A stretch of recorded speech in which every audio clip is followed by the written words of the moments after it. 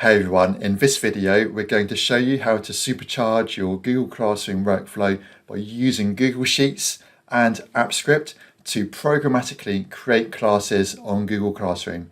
So if you're a teacher or admin creating lots of classes, then this is going to save you a whole ton of time. We'll start with a simple Google Sheet where we've listed our classes. So this sheet includes the name of our class, a description of a class we're going to create, the teacher who's going to be the primary owner of that class, and we've got an extra field here where we're going to store the unique class ID of that class that gets created. As you can see here, we've gone for a bit of a Hogwarts theme for our classes today. So now the real magic happens in AppScript, which we can get to by going to Extensions and AppScript. So AppScript, if you've never come across it before, is Google's low-code scripting platform that lets us make custom functions in Google Sheets. So the first thing I'm going to do here is let's give our AppScript project a name of Create Classes. And then let's delete this code here and create our own function. And the function we're going to create first of all is called getData. So the idea of this function is going to be our main workhorse and get the data from the Google Sheet so we can process that data and create classes later on. So now we need to connect to our sheet. So we can do this by firstly defining our variable here and then using spreadsheet app to get the active spreadsheet. And no need to type it all in, we can just scroll down here and select this, and then use an open and close bracket to invoke that method. Now let's connect to the specific sheet we want to access within that spreadsheet. So let's make a new variable called sheet. And this time we're going to use get sheets by name method. And the name of our sheet was classes. The next thing we need to do is get the data from our sheet. So to do that, I'm going to define a new variable. And then I'm going to use the square brackets this time, and I'll explain this more in just a moment. And let's just type in this. So this is using a clever technique called destructuring to split the data into two parts. So the first row of our sheet, the header, is going to go into the head variable, and then the rest of the data, we're using the spread syntax here, and is going to go into our data variable.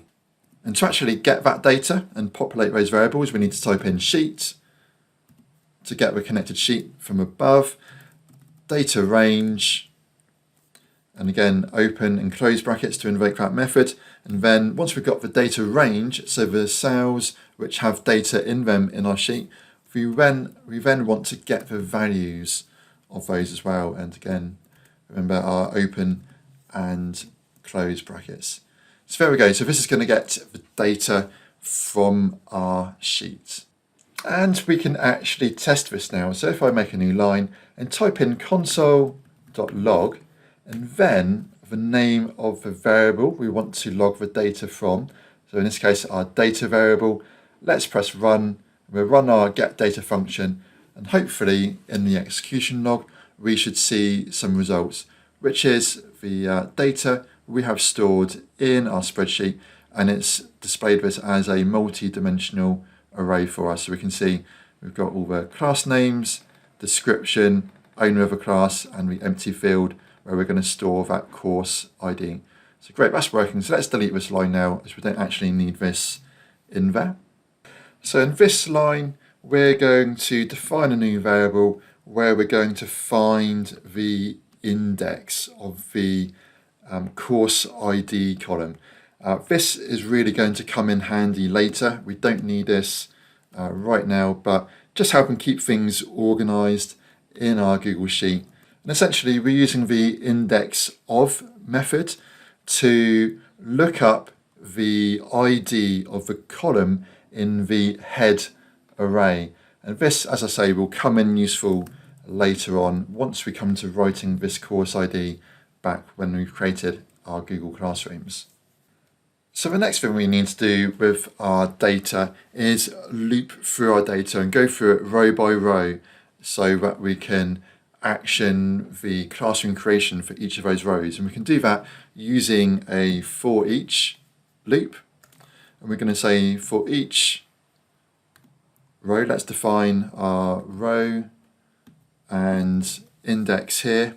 And then for each row, we will be calling a new method we're going to define in a minute. But the first thing we're going to do is make some variables just to make it easier to read this code and get that data inside our loop.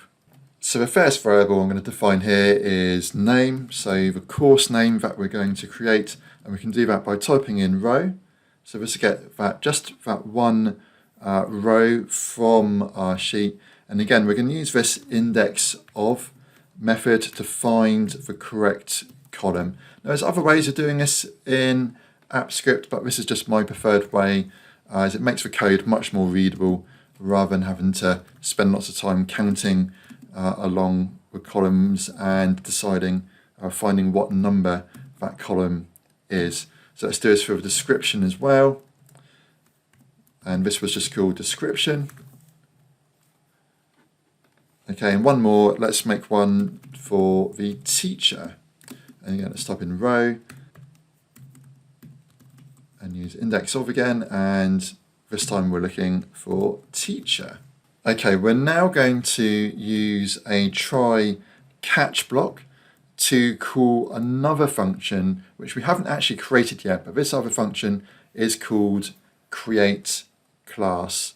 So let's type it in here now. We can't use it yet because we've not created it yet, but we will create this in just a moment. So to call this function, let's type in, enter our new variable called course, where we're going to store the class information, and the function we're going to create in a minute is called create class, and we're going to provide it the teacher, the name of the class, and the description. So we're just reusing all of these earlier variables we've just defined. So next we're going to write the course ID back to the sheet if it was successful. So to do that, we're going to use an if statement and look for if course includes course ID, and then we're going to update our sheet. So we're going to use the sheet variable again, get range, and this is where we're going to use the column index we used earlier. So first we need to get the row index, then add 2. This accounts for the header row, which is row 1, and the fact that spreadsheets start counting from 1, not 0. And now let's use our course ID column index variable we created earlier, and again let's add 1 to that, where the spreadsheet starts counting from 1 and not 0 like we do in AppScript. And then we're going to set the value of that cell to the course ID, and we can do that by using our course variable here. So this is where the information about the course we create gets stored, and we're going to get the ID from that variable. And if that wasn't successful, we're going to do this. So we're going to write else and just write to the console that course creation failed, just so we know that it wasn't successful. Okay, and every try block wouldn't be complete without a catch block, which is our safety net. So if there's any failures with this code, it could be a temporary network issue or invalid data, then we're also going to log that failure into here using our console log. And just using the try catch method means our code won't get stuck. If there is an issue, it will just go to the next row and continue running. So let's just add an error message here. So we're going to say error creating course for row, and let's get our row index, which is this variable plus 2. Whoops, just realised I made a mistake up here, so let's change this one to that as well. Keep our variables consistent. Let's also log the error message as well, and we can do that using this variable we're defining over here that E is going to contain our error message. Perfect. Okay, so our get data function is pretty much there now. The next thing we need to do is define the other function that we're going to call the create class function, and this is what's going to actually create the classrooms using the Google Classroom API. The first thing we need to do here is go to services, and we need to add the Google Classroom API. And this really is the beauty of AppScript, because AppScript makes it much easier to interface with Google APIs rather than using other programming languages like JavaScript or Python. So we've added our service here now for Google Classroom. So now let's define our new function. So let's just make some room here, move this up to make it a bit easier to read. So let's type in function, create class, and we want to pass this function several variables. So the first one is going to be the owner of the class, so the teacher, and I'm going to call this owner ID. Then we've got the class name, and then next we've got the description of the class. And then just like before, we're going to use a try block, which is our happy path where everything's going to work smoothly. But if there are any errors, then we can catch those down here, like so. So next, we're going to create an object called course. And this is going to contain the information we want to pass to the Google Classroom API. So the information we need to pass here at a minimum is the owner ID, the name, so the name of the class we're going to create, and we're going to add a class description as well. So we're just reusing these variables here as they're the same names as the attributes which Google Classroom API needs. We just need to specify them once here. We don't need to use a colon and type it out twice. We can keep our code nice and neat this way. Okay, now for the crucial line where we're going to make the call to Google Classroom. So we're going to put this inside a variable called course info, just where we can store the results of that call to the API. And to do this, we need to use the classroom service, which we defined over here. And then we're going to use the courses property and the create method.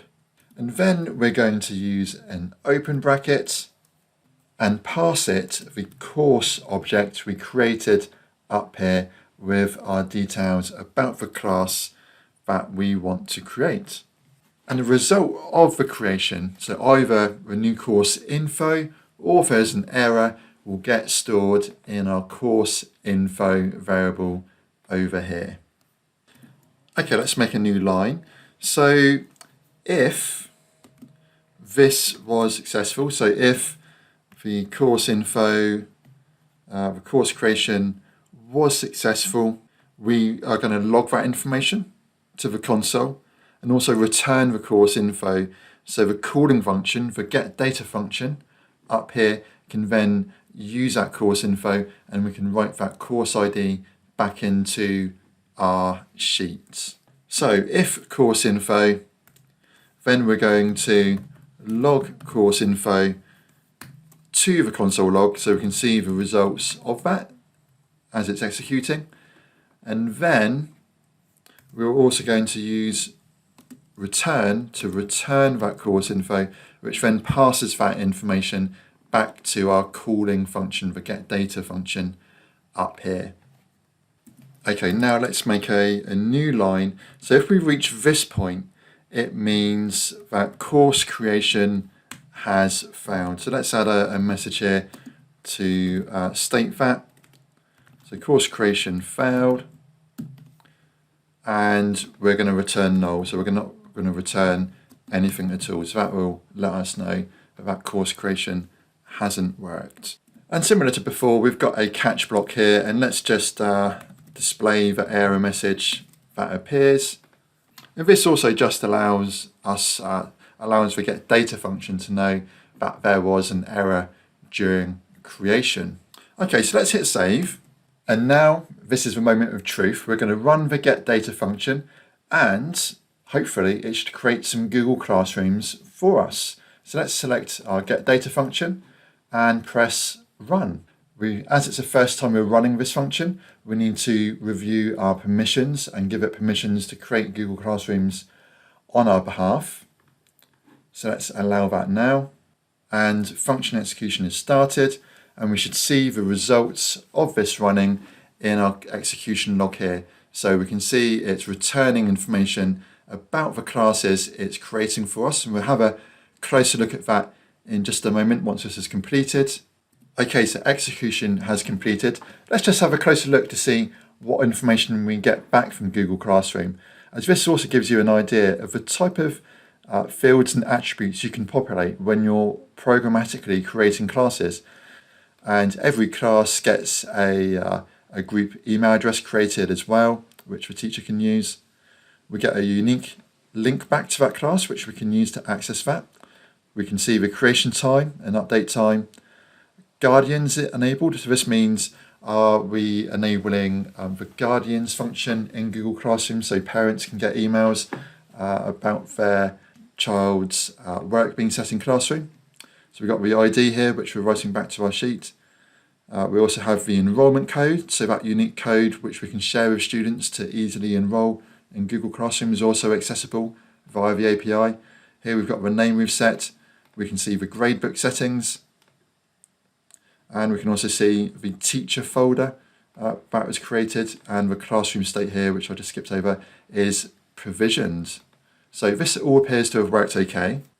And now let's look back at our Google Sheet, and we can see that the course ID has been populated. So we can use these IDs later on if we're ever wanting to update anything to do with these classrooms. We can use AppScript or Google Apps Manager to identify those classes and programmatically update those. So very useful to store this information and have it to hand in a Google Sheet. Okay, now I've switched over to my Google Classroom view, and I can see I've got a brand new course here ready to access. So let's accept this course and go and take a look at it. So it's made a brand new empty Google Classroom for me where I can start posting things to the stream. I can start creating classwork and adding other teachers and students to this class. Okay, let's just go back to our Google Sheet now. And one thing I just want to clarify here is, in this case, I'm creating classes for other teachers as well.